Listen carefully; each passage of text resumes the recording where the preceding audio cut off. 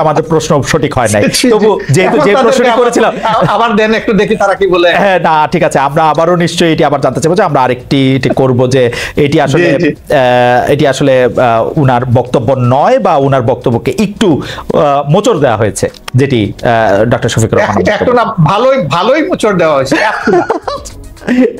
কিন্তু এটি সবাই দলবদ্ধভাবে এই মোচড়টি কেন দিল বা দিতে পারলো বলে আপনার মনে হয় ডক্টর শফিকুর রহমান? আমাদেরকে সবাই খুব ভালোবাসে, তো এই জন্য আমাদের নিয়ে কসলাইতেও ভালো হয়। আপনাদের সবাইকে ভালোবাসে, কসলাইতেও ভালোবাসে। আচ্ছা, এটি একটু জানতে চাইবো যে আপনার কাছে যে বৈষম্য বিরোধী ছাত্র আন্দোলন রাজনৈতিক প্ল্যাটফর্ম জাতীয় নাগরিক কমিটি গঠন করেছে। আপনি জানেন যে সমন্বয়কেরা জেলায় জেলায় মত বিনিময় সভা করছেন, তারা রাজনৈতিক দল প্রতিষ্ঠার দিকেই যাচ্ছেন বলে মনে হচ্ছে। বিএনপি এর মধ্যে বিষয়টি স্পষ্ট করেছে যে তারা এটি ভালোভাবে দেখছে না। আপনাদের দল কিভাবে দেখছে? আসলে তারা এখনো বলে নাই যে তারা দল গঠন, একবার বলেছিল 2 মাসের মাঝে একটা দল গঠন করবে। পরবর্তী পর্যায়ে তাদের সমন্বয়করা আবার বলেছে যে না, এরকম কোনো সিদ্ধান্ত আমরা নেইনি। আর নাগরিক কমিটি গঠনের ব্যাপারে তারা উদ্দেশ্য বলেছে যে আমরা এটা কোনো দল নয়, কোনো রাজনীতির প্ল্যাটফর্ম নয়, বরঞ্চ সরকারকে বিভিন্ন দিক থেকে আমরা একটা প্রেসার গ্রুপ হিসাবে কাজ করব, যাতে কোনো সরকার ডাইনিভাবে ডিবেট হচ্ছে না পারে। তারা যদি এতটুকুতে থাকে তাইলে আমার কোনো মন্তব্য নাই। আপনি যদিও বলেছেন, কিন্তু আপনাকে পেলাম বলে প্রশ্ন করেই রাখি, বাংলাদেশের জাতীয় সঙ্গীত নিয়ে আপনার অবস্থান কি, বা আপনি কি মনে করেন, কি মনে করছেন থাকা উচিত? একেবারেই স্পষ্ট।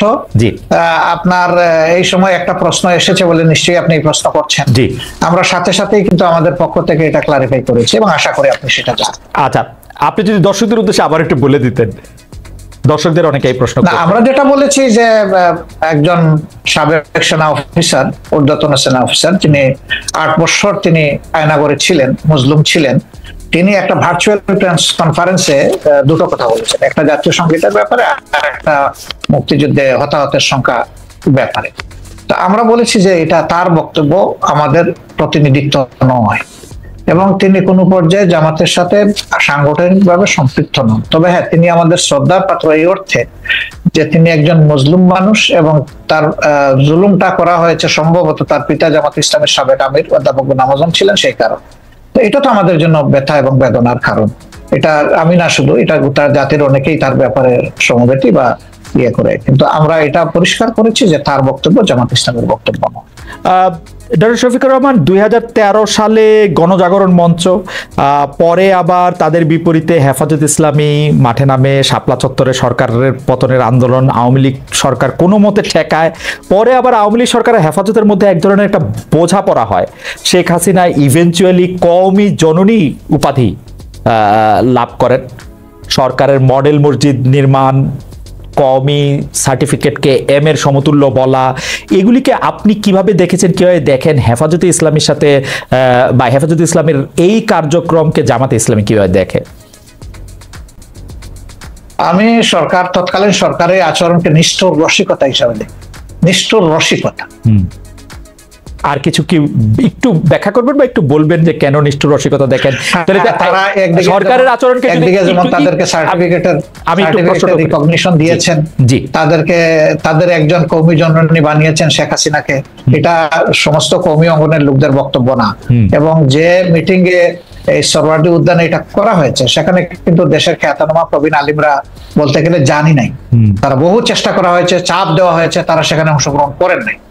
সেটা যারা করেছেন অতি উচ্ছ্বাসে অথবা ব্যক্তিগত কোনো স্বার্থ হাসিলের জন্য এই সমস্ত কাণ্ড কারখানা করেছে। এটার সাথে আসলে কওমি অঙ্গনের কোনো সম্পর্ক তেমন ছিলই না। 2 নম্বর হচ্ছে, আপনি দেখেন যে তাদেরকে 22 সালের একটা ঘটনার পরে যেভাবে হাজার হাজার আলেমকে জেলে নেওয়া হলো এবং অত্যন্ত নিষ্ঠুর আচরণ তাদের সাথে করা হলো, বছরের পর বছর রাখা হলো, প্রবীণ আলিমদেরকে তাদের পায়ে বেড়ি পরানো হলো, হাতে হ্যান্ডকাপ লাগানো হলো, কোর্টে টানা এসা করে এইভাবে এক জেল থেকে আরেক জেলে এই অবস্থায় নেওয়া হলো। এটাকে কি বলবো, আপনি কি বলবেন, আমি কি বলবো? এটাকে নিষ্ঠুর রসিকতা না? হেফাজতে ইসলামীকে আপনি কি বলবেন? দাওয়াত দিয়ে হেফাজতে ইসলামীকে আপনি কি বলবেন? কওমি সার্টিফিকেটকে প্রচন্ড তারা চাপের মুখে ছিলেন। তারা যে সার্টিফিকেটটা পেয়েছেন এটা তো কোনো দয়ার দান নয়। তারা ওই দেশের মানুষ, তাদের একটা শিক্ষা ব্যবস্থা আছে, তারাও মানুষ গড়ার কারিগর। আপনারা যখন তাদের মানে মাদ্রাসাগুলো মানুষকে ভালো মানুষ উপহার দিচ্ছে, আপনারা যখন তারা মেইন স্ট্রিমে থাকবে না কেন? আপনারা যখন রাষ্ট্রীয় ক্ষমতা ছিলেন তখন দেন নাই কেন? তখন এই দাবিটা ছিল এবং অনেকটা ম্যাচিউরড পর্যায়ে ছিল। এই সরকার 15.5 বছর সময় নিয়েছে, যেভাবেই হোক। আমাদের সরকারটা তো মাত্র 5 বছরের জন্য, এটা সময় পেলে অবশ্যই তাদের এই দাবি পূরণ হবে। আচ্ছা, বামধারার রাজনীতিবিদরা ইন্টারেস্টিং বা বুদ্ধিজীবীরা অনেক সময় ডক্টর ইউনূসকে এনজিও বিদেশি মডেলের বাংলাদেশে এটি করতে চায় এটি অনেক সময় বলে থাকেন। আবার ধর্মভিত্তিক অনেক রাজনৈতিক দল ওয়াজের সময় ক্ষুদ্র ঋণ জড়িয়ে ডক্টর ইউনূসের সমালোচনা করে থাকেন। শেখ হাসিনার মতো এরকম প্রায়, আমি যেটাকে বলি যে প্রায় অভব্য অশ্লীল ভাষায় সুদখোর বা এরকম না বললেও ওয়াজের সময় এগুলি নিয়ে অনেক কথাবার্তা বলে থাকে। জামায়াতে ইসলামী আসলে ক্ষুদ্র ঋণ, তারপরে হচ্ছে যে এইরকম একটি ব্যাংক ব্যবস্থা বা এনজিওর কাজকর্মকে কিভাবে দেখে, কিরকম করে দেখে? আচ্ছা দেখেন, উনি কি শুধু সুদী ব্যবস্থা ব্যাংক পরিচালনা করেন? বাংলাদেশে আর কোনো ব্যাংক নাই এরকম? না, এটা তো আপনি তো অসাধারণ বিতর্কে, এটা তো সোফিস্টদের মতো হলো। লোকরা, জি, সেই ব্যাংকে যারা সার্ভিস হোল্ডার এবং যারা ডিরেক্টর, তারা যদি মেইন স্ট্রিম রাজনীতি করার অধিকার রাখেন, ইউনূস সাহেবের সমস্যাটা কোথায়? আমি তো সমস্যার কথা বলছি না, আমি বলছি জামায়াত ইসলামীর অবস্থানটা কি। আমার কোনো সমস্যা নাই, আমি তো আমার সবচেয়ে পছন্দের লোক ডক্টর মোহাম্মদ ইউনূস। আমরা আসলে যে কোনো ধরনের ফতোয়াবাজির পক্ষে আমরা, হ্যাঁ, মানুষ ভুল করবে, আপনি তার পজিটিভ ক্রিটিসিজম করেন, তাকে সংশোধন করার চেষ্টা করেন, তাকে ভালোভাবে বলেন, আপনি যে ফিলিংসটা আপনি ক্যারি করেন সেই ফিলিংসটা তাকে পার্সু করেন। কিন্তু তাই বলে আপনি তির্যক ভাষায় তাকে কিছু বলবেন, এটা তো আসলে মানায় না। আচ্ছা, সাবেক প্রধানমন্ত্রী শেখ হাসিনা এখন ভারতে রয়েছেন। আমি বারবার বলি, আমি পার্সোনালি মনে করি বাংলাদেশে যত দুর্বৃত্তপনা রয়েছে সবকিছুর জন্যই আসলে শেখ হাসিনার সাজা হতে পারে, শাস্তি হতে পারে, বিচার হতে পারে। কিন্তু মোদী সরকারের সঙ্গে আমরা দেখতে পাচ্ছি যে ডক্টর ইউনূস সরকারের সম্পর্কে ঘনিষ্ঠতা নেই, যতটা ছিল হচ্ছে শেখ হাসিনা সরকারের সঙ্গে তার ঘনিষ্ঠতা। বাংলাদেশের অনেকের দাবি শেখ হাসিনাকে বাংলাদেশে ফিরিয়ে এনে তাকে আসলে বিচারের মুখোমুখি করতে হবে। ডক্টর ইউনূস সরকারের সঙ্গে আমরা বরং পাকিস্তানের ঘনিষ্ঠতা বাড়ার লক্ষণ আমরা দেখতে পাচ্ছি। কিন্তু সম্প্রতি আপনারা অর্থাৎ জামায়াতে ইসলামী ভারতের সঙ্গে বন্ধুত্ব করার আগ্রহ দেখিয়েছেন। ভারত কি কোনো সাড়া দিয়েছে, নাকি এই বন্ধুত্ব করার আগ্রহটা নিয়ে একটু আপনার কাছে শুনতে চাই যে এটা আসলে কিরকম? অনেক ধন্যবাদ আপনাকে। বাংলাদেশের সংবিধানে আপনি আইন জঙ্গলের একজন মানুষ ছিলেন এবং আপনার ভালো করে জানা আছে, আমাদের সংবিধানে পরিষ্কার লেখা আছে যে বিশ্বের সবগুলা শান্তিকামী গণতান্ত্রিক দেশের সাথে আমাদের বন্ধুত্বপূর্ণ সম্পর্ক থাকবে। এটা শুধু ভারতকে আলাদাভাবে বলা হয়নি, কিন্তু ভারত আমাদের নিকটতম প্রতিবেশী, বৃহৎ প্রতিবেশী। আমি তাদের সাইজ সংখ্যার দিক থেকে বলছি না, আমাদের সাথে তাদের বর্ডার তা সবচেয়ে বেশি।